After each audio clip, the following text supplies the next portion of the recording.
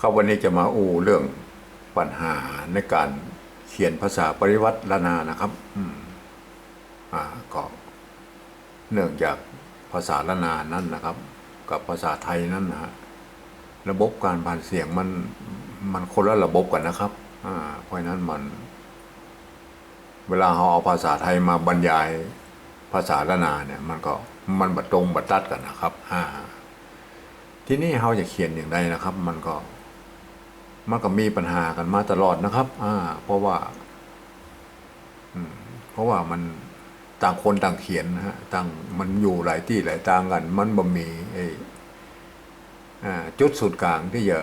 ชี้แนวว่ามันต้องเขียนนี้ต้องเขียนนี้มันบ่มีนะครับเพราะฉะนั้นมันก็ต่างคนต่างเขียนมันก็ว่ากันไปนะครับสำหรับผมนั้นผมก็ได้วิเคราะห์นะครับวิเคราะห์มาก็ดูแล้วมันก็อยากจะคล้ายๆแบบมันเข้าสู่สากลหน่อยนะครับก็คืออยากจะเน้นให้มันคนไทยทั่วไปคนฝรั่งมังค่าหรือคนเมืองที่บ่เคยได้เรียนภาษาละนามาเนี่ยนะกะคะงะเนี่ยนะครับได้มาอ่านตามที่คนที่เปิ้นจะเขียนออกมาเนี่ยนะครับอ่านแล้วมันได้สำเนียงละนานะครับทีนี้มันก็เอาก็มาว่ากันเลยนะครับในการปริวัติภาษาละนานะครับในปี28นั้นเปิ้นประชุมตกลงกันแล้วนะครับได้มีข้อตกลงกันว่ามีการปริวัติได้3ระดับนะครับก็คือระดับหนึ่งก็คือแปลออกมานะครับแปลออกมาก็ปริวัติออกมานะครับปรับเทียบออกมาเรียบร้อยแล้วก็เป็นแบบที่1นะก็คือเขียนตัวทุกอักษรมานะครับเอามาเทียบเป็นภาษาไทยแล้วเรียบร้อยเครื่องหมายทุกเครื่องหมายเอาออกมาทุกอย่างนะครับเอาเขียนมาทุกอย่างเพราะฉะนั้นก็อันนั้นเพื่อเอาไว้แปลเสียลักศิลาจารึกเอกสารโบราณสำคัญอะไรอย่างนั้นเอาก็ไม่ต้องไปยุ่งแล้วครับตอนนั้นมันอันนี้ส่วนที่2ก็คือภาษาปริวัติแบบที่2นะครับตรงนี้นะครับเห็นไหมครับ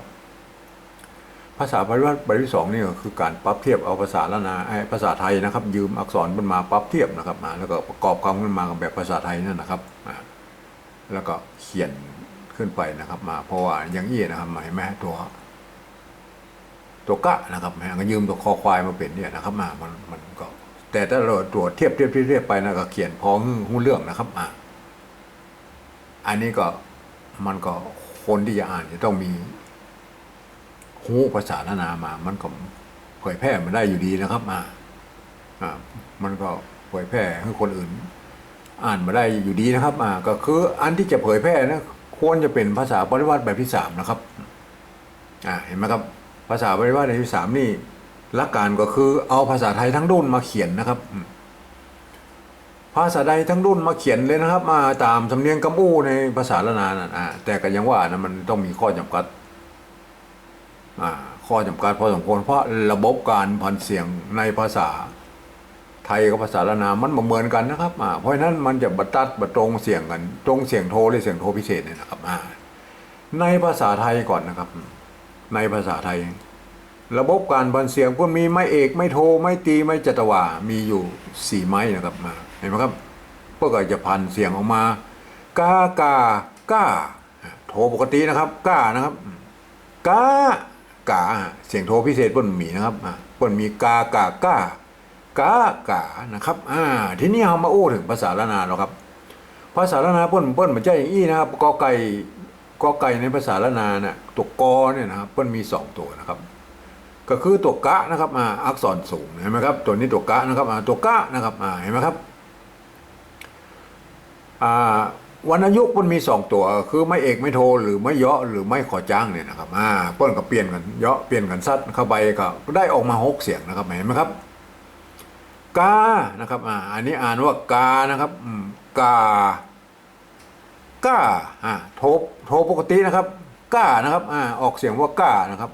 นี่มันตรงกับโทเสียงโทของภาษาไทยนี่นะครับกานะครับอันนี้อ่านเต้ากันนะครับตรงนี้นะครับโทภาษาไทยกับโทปกตินะฮะก้าเท่ากันนะครับที่นี่แถมเสียงเนี่ยคือก้านะครับก้าแข็งนะฮะก้าแข็งนะ อันนี้แถมเสียงหนึ่งก็คือเสียงโทพิเศษในภาษาไทยเพิ่นบ่มีนะครับเห็นไหมโดนไม่โทหรือมาขอจ้างเหมือนกันนะมันอ่านออกเสียงว่าก้าเห็นไหมครับอันนี้ก้านะครับเห็นไหมก้าอันนี้ตรงนะครับ ตรงกับเสียงตีภาษาไทยนะครับก้านะครับกานี่ก็ออกเสียงเหมือนกันนะครับแต่ว่าเขียนมันอาจจะต่างกันนะครับ เพราะว่าในในระบบมันเหมือนกันนะครับทีนี้เห็นไหมทีนี้เรามาเขียนเราลองมาดูภาษาปริวัติแบบที่สามนะครับที่เราจะต้องเขียนนะครับกานะครับเห็นไหมกาเสียงสามัญนะกาเห็นไหมกานี่ใจเสียงโทเสียงโทของไทยได้เลยนะครับของภาษาไทยได้เลยนะก้านะครับทีนี้เราก้าเรากับก้าบ่มีครับในภาษาไทยบ่มีวรรณยกนะครับเพราะฉะนั้นถ้าเราเอาภาษาไทยมาเขียนสะกดเขียนมาได้แล้วครับเขียนมาได้แน่นอนเลยนะเสียงนี้บ่มีนะครับในภาษาไทยนะครับทีนี้ผ่านไปก่อนนะก้านะครับก้ามีครับตรงนี่ก้านะครับเสียงตีนะครับก้านะครับเนี่ยภาษาละนาเขียนนี่นะกาในภาษาอันนี้ตรงบ่มีมันจะมีปัญหาอยู่เรื่องเสียงโทพิเศษนี่แหละครับที่มันที่เขียนกันมาได้นะครับเขียนกันมาได้เพราะฉะนั้นคนส่วนใหญ่แล้วจะเอาตัวนี้แหละครับเอาตัวภาษาปริวัตินี่นะครับเอามาใส่ตัวนี้เสร็จแล้วไปแปลงตัวอื่นนะครับมันก็แปลงไปเรื่อยแหละครับยาวเหยียดไปหมดแหละครับมันจะยาวอีกแล้วครับลองไปเลยเอาตัวนี้ก่อนเอาตัวนี้ก่อนถ้าเราจะคิดว่าในระบบที่ผมบอกมานี่นะครับเรามาแปลงตัวนี้ตัวเดียวนะครับเห็นไหมแปลงเสียงโทพิเศษเนี่ยนะครับเขาเขียนนั้นได้เหรอโดยการที่จะทำอะไรอย่างสักอย่างแหละครับเมื่อมันเปลี่ยนแปลงแล้วตัวอื่นมันต้องไปเปลี่ยนแปลงเบอร์นะครับทีนี้เราก็จะเขียนได้หมดทุกตัวนะครับทุกเสียงในภาษาละนานี่นะครับอันนี้เราสมมุติว่าเราจะใจตัวอย่างในส่วนตัวผมจะเอาจุดไว้ประดับไว้นะครับอย่างนี้นะครับก้าเห็นไหมครับอันได้กูเสียงเลยเห็นไหมก้าเห็นไหมถ้ามีจุดบางคนบ่นเขียนตัวเอียงนะครับก็สุดแล้วแต่นะครับใครจะเขียนตัวเอียงตัวหนาตัวขีดเส้นใต้อันยังก็แล้วแต่ครับได้ทั้งนั้นนะครับก็คิดกันมานะครับอย่างนี้พวกที่เขียนอย่างนี้ก็ได้นะครับก็สุดแล้วแต่นะครับจะเขียนได้ก็ได้ก็สุดแล้วแต่จะตัวหนาตัวเอียงตัวขีดเส้นใต้ก็ยังได้นะครับก็แล้วแต่สุดแล้วแต่จะเขียนนะครับเอามันแตกต่างกันเพิ่นให้หน่อยบังคับคนที่จะเข้ามาอ่านเสียงโทพิเศษต้องอ่านนะแต่อันนี้มันตัวอื่นเขียนได้หมดนะครับลองมาดูตัวอย่างนะครับอย่างเช่นบางคนเอาอันนี้เนี่ยจ้างเห็นไหมเอาปริวัติแบบสองเนี่ยมาเขียนให้มันเป็นแบบสามเนี่ยมันก็มั่วตีกันหมดนะครับแต่ที่นี่มันคนอ่านเนี่ยมันคนอ่านเนี่ยมันโมโหนะครับมันว่าข้าวหรือไอ้บทความอันนี้เขียนว่าอย่างไรเอาภาษาอย่างมาเขียนนะครับเพราะนั้นก็มันก็จะไปออกสำเนียงข้าวบ้านศพปุ่นนะครับข้าวบ้านศพข้าวที่ออกไปแต่ประกาศร้องไว้ว่านะครับมันจะมีสำเนียงไทยปนเมืองติดอยู่กันในหันมดไปเจอครับเพราะฉะนั้นอันนี้มันข้อเสียนักนะครับเพราะฉะนั้นเรามาปรับตั้งแต่ต้นนะครับตั้งแต่ต้นก็คือการเขียนนี่แหละครับถ้าทุกคนพยายามเขียนให้มือคนอ่านเหมือนกันหมดนะครับบอกว่าคนไทยฝรั่งมังค่าหรือคนเมืองที่หูภาษาละนาบอกก็เรียนภาษาละนามาได้อ่านแล้วก็ออกเสียงมันเหมือนกันเนี่ยก็ศิลปะเหล่านี้มันก็จะคงไว้อยู่นานนะครับทีนี้เรามาดูเลยนะครับจ้างนะครับในภาษาละนานะครับจ้างเสียงโทพิเศษนะครับจ้างนะครับจางนะครับเห็นไหมภาษาปริวัติเวทที่2นี่เขียนบ่มีปัญหานะครับ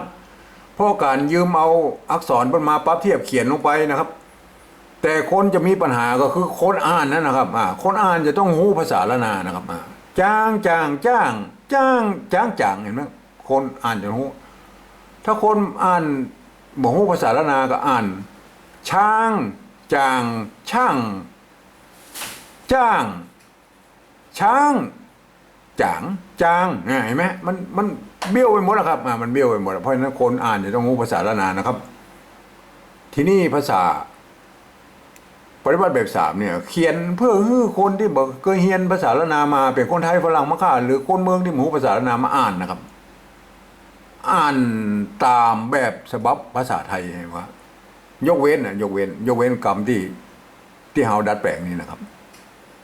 ที่เฮาดัดแปลงนี่จะต้องอ่านออกไปเสียงโทพิเศษเพราะฉะนั้นจะได้ใจความหมดเลยนะครับเอาจางนี่ก็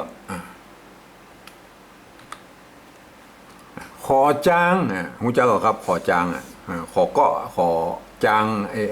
ขี้เหงื่อนะครับขอจางนะครับจางอันนี้ก็จางหญ้านะครับขอจางมาจางหญ้าหญ้าจางหญ้านะครับมาจางหญ้าเสียงโทพิเศษจุดเข้าไปได้เสียงเลยนะครับจางหญ้าอันนี้เราครับจ้างนะครับคนไทยเพื่ออ่านจ้างนะครับภาษาไทยเพื่ออ่านออกว่าจ้างนะครับเสียงโทปกตินะครับตัวนี้นะครับมันบ่เป็นไปมันได้เลยนะครับเป็นอ่านแบบไทยอย่างนี้อ่านจ้างมันไม่ได้นะครับมันใจนะครับจะไปเปิบไม่ได้นะเปิบไม่ได้นะครับจะไปเปิบเหมือนภาษาปริวัติอันนี้มันใจนะครับอันนี้คือภาษาปริวัติแบบที่สองนะครับเปิ้นปรับเทียบมานะครับอันนี้มันจะมีปรับเทียบนะเปิ้นเขียนโดยตามความคิดของตัวเองบ่มีหลักเกณฑ์อย่างนะครับก็คือหรืออาจจะตกลงในกลุ่มก็ได้นะครับก็มันไม่ใช่มันมาได้สากลนะครับต้องอ่านแบบไทยนะครับเมื่ออันนี้ปฏิวัติแบบสามนี่เขียนแบบภาษาไทยนะครับก็ต้องอ่านแบบภาษาไทยเมื่ออ่านแบบภาษาไทยก็อ่านว่าจ้างนะครับจ้าง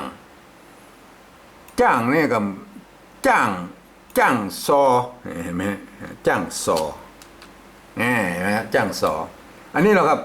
จ้างอันนี้เขียนมาได้จ้างเสียงโทพิเศษป้นบ่มีวรรณยกโทพิเศษมาเฮ้นะครับทีนี้ก็ถ้าดัดแปลงแบบที่ของผมทำเนี่ยก็คือใส่จุดไปอย่างคือมันจ้างเห็นไหม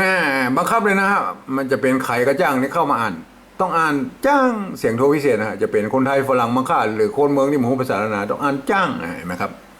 จ้างหรือจะใช้คำเอียงคำขีดเส้นใต้ก็สุดแล้วแต่นะครับก็สุดแล้วแต่ไผ่ถนัดนะครับ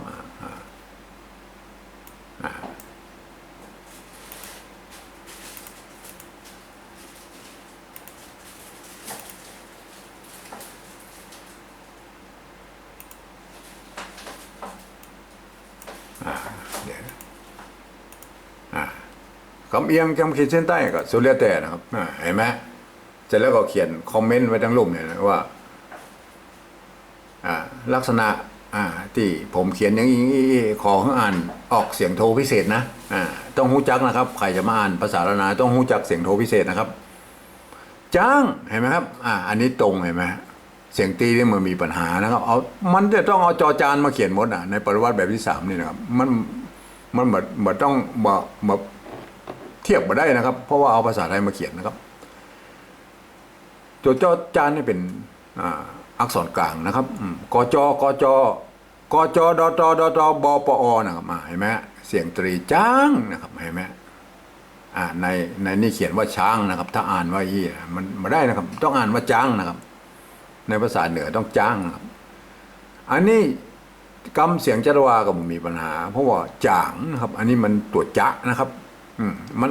มันอ่านว่าจางนี่นะเขาเขียนจางเขาก็ใส่ไม้จรวาเข้าไปมันก็จางได้ไหมครับอันนี้แหละครับก็คือปัญหาของการเขียนทั่วไปในภาษาปฏิวัตินะครับปฏิวัติที่จะให้ไปให้คนอื่นได้อ่านให้มันได้สำเนียงเนี่ยมันก็ยุ่งยากพอสมควรนะครับเดี๋ยวตอนต่อไปผมก็จะยกตัวอย่างแถมนะครับเรื่องเหล่านี้นะครับเรื่องตัวอื่นนะครับที่มีปัญหานะครับ